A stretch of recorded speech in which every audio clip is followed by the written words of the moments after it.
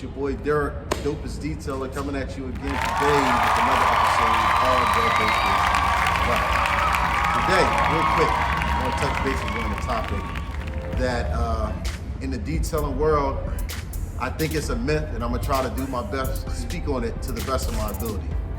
First and foremost, to my new guys, and this is especially to my new guys, do not get caught up in the hype. Do not get caught up into the belief that rich people with nice cars spend the most money. They don't. They didn't, they don't, they never will. I can't speak for all. I'm gonna say for most. They're some of the most frugal, financial conscious people in the world, especially when it comes to paying to have their vehicles cleaned. They're nice vehicles. Most of them drive really nice cars, okay? And just because they drive nice cars doesn't mean they're willing to spend the money that you, the detailer, deserves to maintenance their car. Doesn't work that way. That's why I never get caught up on models. You know, Bentleys, Ferraris, Lamborghini, Bugattis. I mean, I've done them all, but I don't get caught up on them. When I first started, that was something that was like the end all be all for me. I have to get into the exotic lane. I have to get to do the exotic cars. You know, yeah, I'm at the point in my career where I'm blessed to be able to do those types of cars, but through growth, trial and error, through the time that I've spent in this business, I've come to realize that the people with the nicest cars don't spend the most money. They don't, they do now because that's what I demand. You know, when I was in the beginning, it wasn't something that I felt confident in demanding my cost. I don't even think I knew my value at that time. So I was just doing it.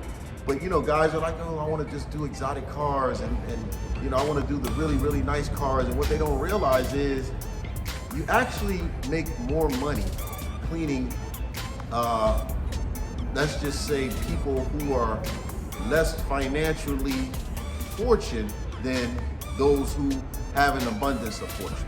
Those people who have less often are willing to spend the most and tip very well. My biggest tips don't come from my millionaire clients. The relationships are good to have, you know what I mean? Like I have grown from the relationships that I've been able to have with my well-to-do clients, with all of my clients. You know, I've grown the relationships, but the clients that are in the better financial situations, I learned to turn those relationships into things that I was able to benefit, because I knew me just doing this individual's car wasn't going to make me well off financially, we should say. So I grew those relationships in other areas. But you'll come to realize in this game that you'll actually make more money doing those Honda Accords, those Toyotas, those Nissans. You know, you'll make more money off of a soccer mom than you will off of a NFL sports figure. Facts.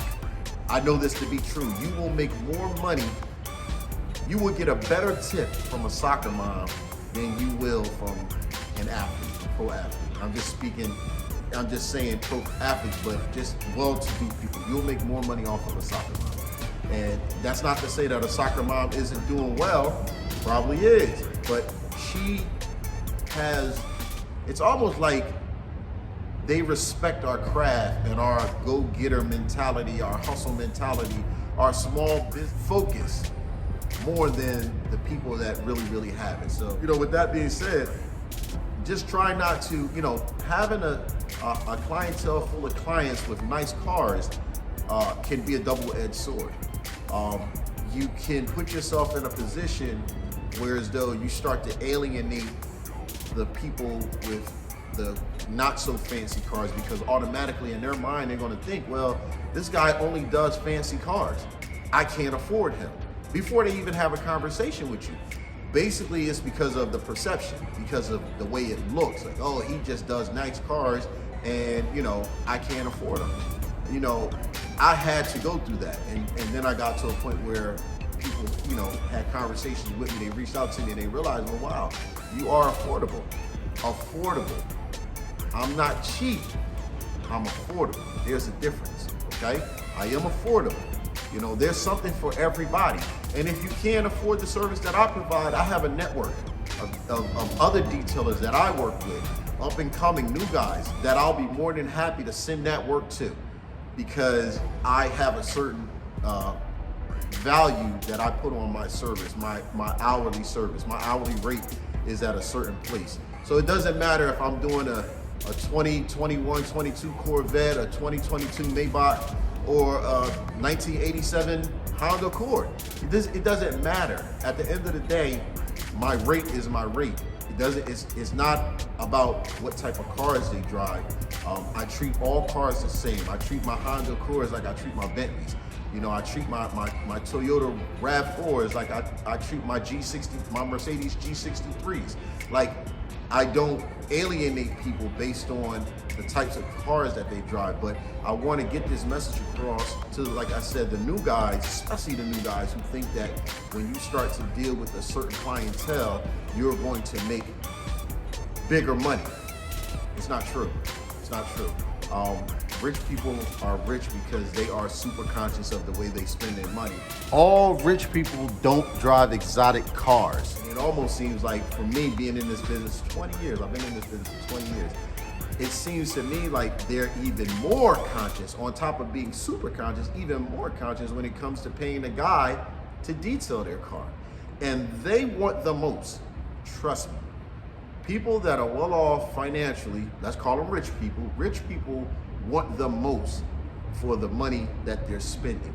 Everybody should, but you know, when I say the most, it's like, for instance, a soccer mom, she's on a schedule. She knows what she needs to do. She knows where she needs to be. She knows where she needs to go. She knows how long she's going to be there. She respects her schedule. She respects my schedule enough to call me ahead of time, a week ahead of time, and say, hey, Derek, can you schedule this detail for me? On this day, at this time, this is where I'm going to be. Bam, no problem. Matter of fact, I say, hey, listen, I need you to do me a favor. Go onto my website, go onto the booking, book the service, and that way I'll have you locked and loaded. Nobody can take that time. Soccer mom, hey, I'll take care of that, no problem. Do it right now. Boom, done. Try that with the rich people. First of all, it doesn't go like that. You get a phone call. Hey, what you doing? I need my car done right now. You mean right now? Yeah, right now. I need you to come do my car for me right now. First of all, I work on a schedule. Second of all, I haven't done your car in a month. I'm not sitting around waiting for you to call me so I can do your car. With all due respect, you're basically, when you do it like that, you're telling me you don't respect my time. You don't respect the energy that I'm putting into my business. You don't respect my business enough to go in and line it up the way it's supposed to be lined up. But that's in my mind, I'm feeling that way. But then try to tell that same person, hey, you want me to do it today? This is what I need you to do. Go on my schedule, I probably can't do it today, but I don't know what's on my schedule. Can you go online to my website, see if it's available? If it's available, 9 times out of 10 it's not, but I'm just using this as an example. You can say, do it tomorrow. If you could do it tomorrow, that would be great, because at least you're giving me some time to set some things up, move some things around so that I can accommodate you. Rich people want to be accommodated. Everybody wants to be accommodated, but nobody more than a rich person. Like I said, I deal with the high-end clientele. I've seen it all, I've heard it all. It will blow your mind. With that being said, they won't go online and just book it like everybody else. No, they want you to do it. No, you put me in a calendar, or you get me in right now. I'm not booking anything. I want to get done right now.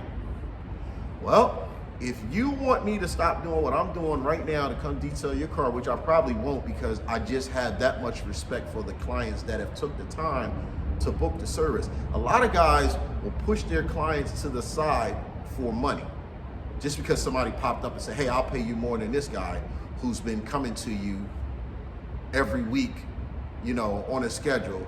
You know, I'll pay you more money than that guy, so you can come in and get my car done right now. How much are your washes? $100. I'll give you $250. You come do it right now. Now that's a moral thing that you have to think about, because now your business integrity is being put on the line right now. the people that have been supporting you or on a schedule, took the time to respect your business and deal with your business the way that you've set it up to be dealt with.